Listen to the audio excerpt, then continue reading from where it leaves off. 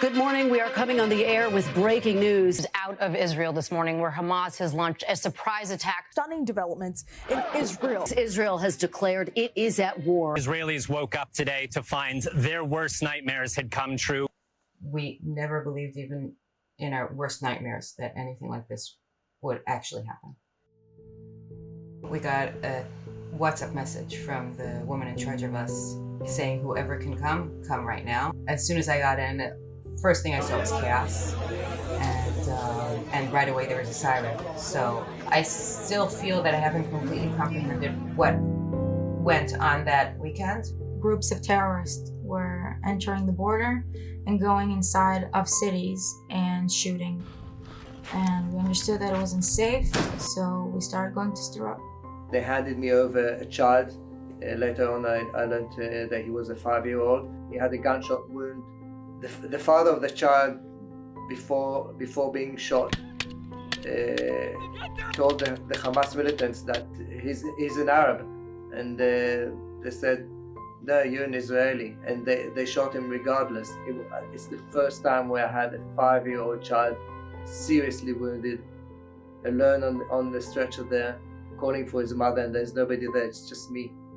The entrance wound was from the chest, the lower chest, and when I checked his back, he had an exit wound, and unfortunately the wound was open and his guts came out.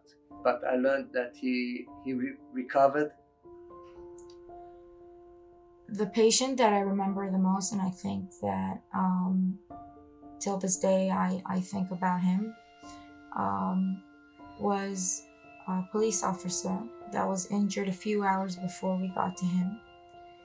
He was shot and he was waiting on the roof of the police station. He's very, very pale. His breath is shallow. His consciousness is weak. And the thought that was going inside my head was, I don't think this patient is going to survive. He held my hand, he looked me in the eye and said, "Am I going to live?"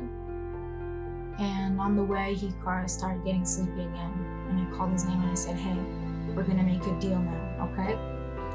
You stay awake, you don't go to sleep, and I'm gonna do everything in my power so you would live."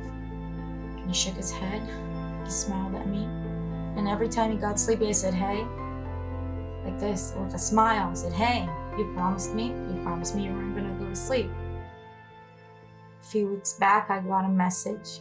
His sister is a model worker, and she said he survived. We're used to receiving a call, getting the location, helping them, telling them what to do, how to help whoever needs the care, whoever needs treatment, and to sometimes even stay on the line with them until the ambulance arrives, and to say the ambulance is on its way. And this time, we couldn't say that line.